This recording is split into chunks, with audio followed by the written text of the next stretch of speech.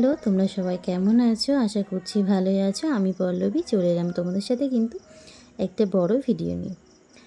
সকালবেলা কিন্তু সমস্ত বাসি কাজ সেরে তারপর আমি কিন্তু স্নান করে নিয়েছি। স্নান করে যে তুলসী মাতাকে জল দিয়ে দিচ্ছি।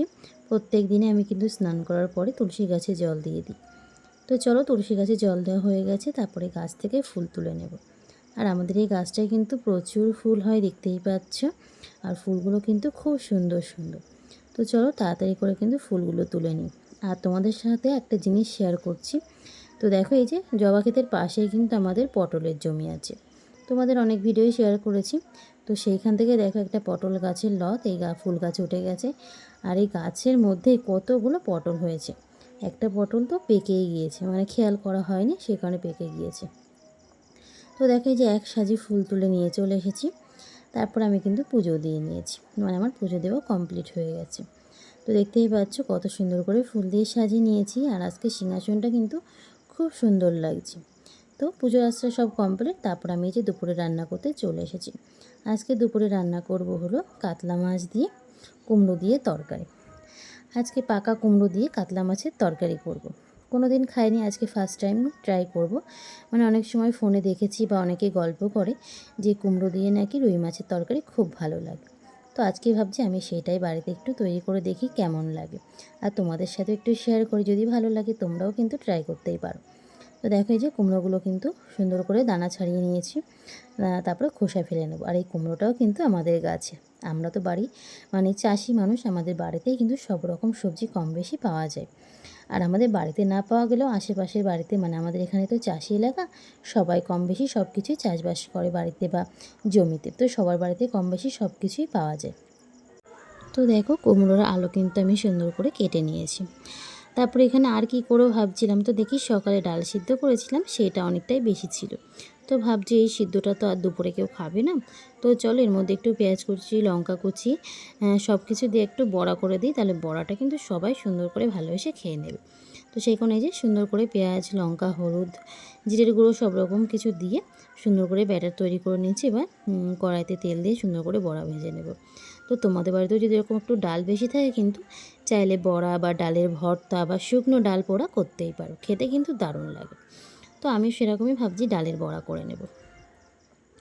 তো এক এক দিন কিন্তু আমাদের মানে কোনো মানে ভালো কিছু খেতে ইচ্ছা করে না। ভালো কিছু বলতে যেমন মাছ, মাংস, ডিম বা এমন কিছু খেতে ইচ্ছাই করে না। তো সেদিন কিন্তু এরকম সাদামাটা জিনিস খেতে কিন্তু খুব ভালো লাগে। আর আমার তো এরকম ঝাল সাদামাটা কিছু, মানে বড়া বলো, কোনো পাতা কিছু বাটা, তো এগুলো খেতে কিন্তু খুব ভালো লাগে।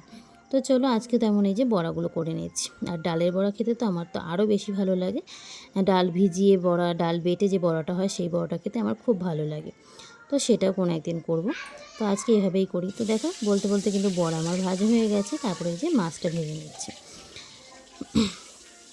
তো চলো গরম তেলে দিয়ে দিয়েছি। আর কিন্তু মাছটা আমি এভাবেই তেলে দেওয়ার সাথে সাথে এপিট ওপিট নেড়ে নিই, তাহলে কিন্তু আর মাছটা তলায় লেগে যায় না।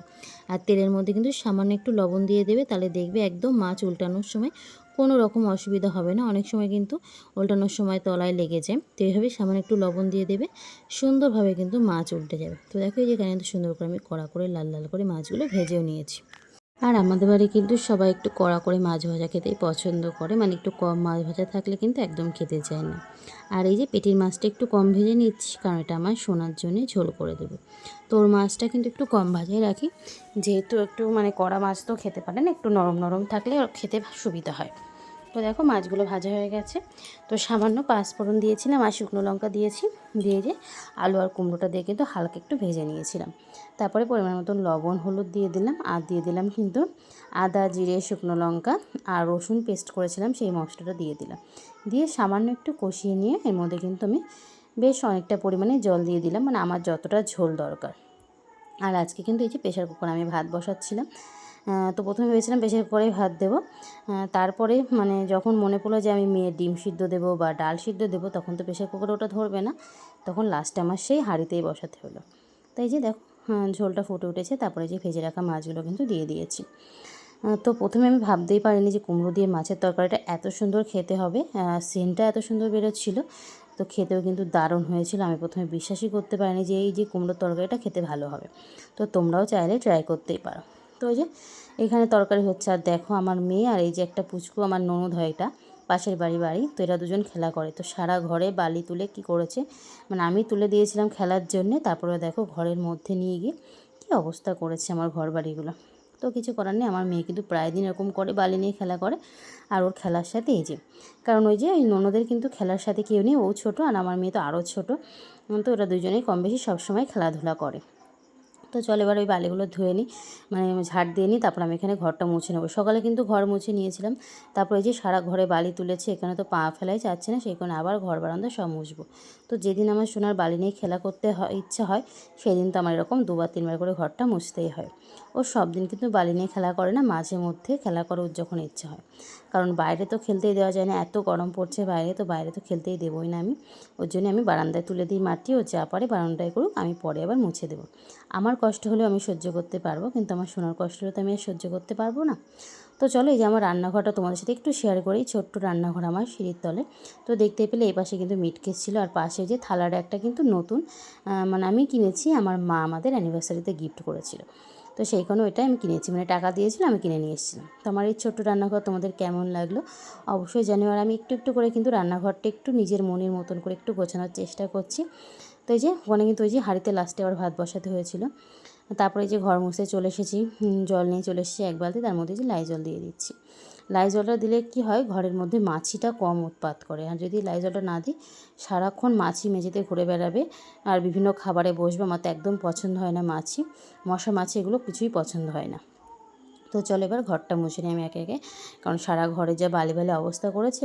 আর দেখতেই পাচ্ছ আমার ঘরের মধ্যে মানে খেলনা, গাড়ি, মানে আমার সোনার সব কিছুই ঘরের মধ্যে ভরা। আর আমার ঘরটা এত বড়, কিন্তু তবুও জিনিসপত্র এত যে আমার জায়গা ধরছে না, এমন অবস্থা। আর কোনো একটা আলমারি নিতেই হবে, কারণ শোকেজ আছে, আলনা আছে, আলনা শোকেজ আছে, আর একটা বড় আলমারি নিতে হবে, না তো সোনার জিনিসপত্র কম বেশি ধরছে না ঠিকঠাকভাবে। তো চেষ্টা করব সামনের বছর একটা আলমারি নেওয়ার, এবছর হলো না, সামনের বছর নেওয়ার চেষ্টা করব। কারণ এবছর অন্য কিছু প্ল্যান আছে, আরও কিছু তোমাদের সাথে সেটাও শেয়ার করব। পুজোর সময় একটা বড় সড়ো প্ল্যান আছে, তো সেটাই তোমাদের সাথে শেয়ার করব। তো চলো যাই হোক, সব কিছু প্ল্যান মাথায় থাকুক, যখন যদি ঘটে তখন তোমাদের সাথে শেয়ার করব। তো এই যে ঘরটা মুছে নিচ্ছি। আর এই যে দেখো এই পাশে একটা কিন্তু কদিন আগে আমি কিন্তু অনলাইন থেকে কিনেছিলাম, সোনার খেলনা বা টুকিটাকে এটা সেটা রাখার জন্য, যেগুলো চারিদিকে ছড়িয়ে ছিটিয়ে থাকে সেইগুলো কম বেশি রাখার জন্য। তারপরে যে মুছে নিয়েছি, তারপরে সোনাকে খাইয়ে ঘুম পড়িয়ে কিন্তু আমি নিজেও খেতে বসে পড়েছি। আর সকালে শাশুড়িমা কিন্তু বাঁধাকপি দিয়ে চিংড়ি মাছ করেছিল, সেটাও নিয়ে নিয়েছি। আর এই যে ডালের বড়া আর মাছের তরকারি। তো তোমাদের সাথে আবার দেখা হচ্ছে কিন্তু বিকেলবেলা, খাওয়া দাওয়া করে ঘুম পড়েছিলাম, তারপরে এই যে বিকেলবেলা আবার কাজকর্ম নিয়ে চলে এসেছি। তোর কালকে যেহেতু উনুনে রান্না করবো, সেই কারণে উনুনটা গোবর দিয়ে দিচ্ছি।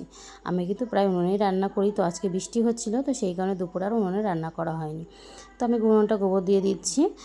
কালকে আবার সকালে মানে রান্না করতে অসুবিধা হয়, সকালে তাড়াতাড়ি উঠে গোবর দিতে গেলে কিন্তু অনেক রকম অসুবিধা হয়। তো সেই কারণে আমি কিন্তু বিকেলে বা আগের দিন গোবর দিয়ে রেখে দিই, তাহলে আমার সকালে উঠে কিন্তু কাজ করতে সুবিধা হয়, আর তাড়াতাড়ি করে রান্না বসিয়ে দিই। আর আমার সোনা তো সকালে খুব মানে দুষ্টুমি করে, বারবার ওঠে, ঘুম পড়ে, মানে ঘুম পাড়াতে হয়। তো সেই কারণে দেখো যে উনুনটা গোবর দেওয়া হয়ে গেছে আমার। তারপরে এই যে জামা কাপড় তুলে নেব। তো সকাল থেকে কম বেশি সারাদিন আমি যা যা কাজ করি আজকে তোমাদের সাথে শেয়ার করলাম। তোমাদের যদি ভালো লাগে অবশ্যই কমেন্ট করে জানিও। জানি না এরকম বড় ভিডিও বা সারাদিন আমি কি কাজ করছি সেগুলো তোমাদের পছন্দ হয় কি না, তবু অনেকে ছাড়ে, সেগুলো আমি দেখেছি, তো আমারও ভালো লাগে। তো তাদের কাছ থেকে দেখেই কিন্তু আমি এগুলো ছাড়ার মাঝে মধ্যে সাহস করি, সবসময় তো ছাড়া সম্ভব হয় না, বিভিন্ন রকম কাজ থাকে। তো চলো এই যে সব কিছু করা হয়ে গেছে, বাসি মানে বিকেলবেলা যা যা কাজ থাকে আর কি সব কিছু করে নিয়েছি। তারপরে যে সুন্দর করে আমাদের ধানের বীজ ফেলেছে সেটাও কিন্তু দেখিয়ে নিলাম। তো চলো তোমাদের সাথে আজকে অনেক দিন পরে শেয়ার করবো আমার বিবাহবার্ষিকীর কী কী গিফট পেয়েছিলাম। মানে আমরা তেমনভাবে তো কাউকে বলিনি যে আজকে আমাদের মানে সেদিন আমাদের বিবাহবার্ষিকী ছিল, সবাইকে বলেছিলাম বাড়িতে বৈষ্ণব সেবা দেবো। তো যারা যারা জানতো, কয়েকজনই মাত্র জানতো, তাদের মধ্যে কয়েকজন গিফট এনেছে। তো দেখো এই যে এই শাড়িটা কিন্তু আমার দিদা দিয়েছে, মানে আমার মামা দিয়েছে। খুব সুন্দর হয়েছে শাড়িটা, আমার এরকম শাড়ি খুব ভালোই লাগে। আর আমাদের পাড়ায় কিন্তু আমাদের মহিলাদের একটা টিম আছে, মানে আমরা কয়েকজন মহিলা বান্ধবী আছি, আমার থেকে বয়সে বেশি, কিন্তু আমরা বান্ধবী। তো সবাই মিলে এই যে আমাকে এই গিফটটা করেছে, এই শাড়িটা গিফট করেছে। আর তোমাদের দাদা ভাইয়ের জন্য একটা সুন্দর গেঞ্জি দিয়েছে। এই শাড়িটাও কিন্তু সফটের মধ্যে খুব সুন্দর, আমি যেদিন পরবো সেদিন কিন্তু তোমাদের সাথে এটা শেয়ার করব। আর এই যে দেখো তোমাদের দাদা ভাইয়ের এই যে সুন্দর একটা গেঞ্জি দিয়েছে। তো এই যে এই দুটো গিফটই হয়েছে। আর আমার মা দিয়েছে ওই যে থালা রাখার একটা, ওটা তো আগেই বললাম। মা টাকা দিয়েছিল, আমি কিনেছি, মানে মা কিনেছিল, তোমার খুব পছন্দ হয়েছিল, তো সেই কারণে মা বললো যে তোমার তাহলে টাকা দিই, তুমি অ্যানিভার্সারিতে ওই গিফটটা কিনে নিও। আর এই যে হাতে দেখতে পাচ্ছ যে বাক্সটা, এটা কিন্তু তোমাদের দাদাভাই দিয়েছে। আমি তো বিশ্বাসই করতে পারিনি যে এরকম কোনো কিছু তোমাদের দাদাভাই প্ল্যান করেছে। আমি তো স্বপ্নেও ভাবতে পারিনি যে এই মানে এখন আমাদের যা পরিস্থিতি চলছে এই টাইমে এমন কোনো গিফট দেবে। তো আমার তো গিফটটা খুব পছন্দ হয়েছে, খুব সুন্দর হয়েছে। তো বিবাহ মানে অ্যানিভার্সারির ভিডিওটা দেখতেই পেয়েছো যে আমি গিফটটা পেয়ে পুরো কান্না করে দিয়েছিলাম, কারণ আমি এটা ভাবতেই পারিনি যে এই টাইমে এখন আমার জন্য এরকম একটা সুন্দর একটা গিফট আনবে। আমার তো খুব পছন্দ হয়েছে। তো চলো তোমাদের সাথে একটু পরিয়ে দেখিয়ে দিই। তো জিনিসটা তো খুবই পছন্দ হয়েছে, জানি না তোমাদের কেমন ভালো লাগছে কিনা। তো ডিজাইনটা কিন্তু আমি কাছ থেকে তোমাদের দেখিয়ে দেবো। আমার তো দেখে খুব সুন্দর, মানে সবাই বলেছে ডিজাইনটা খুব সুন্দর হয়েছে।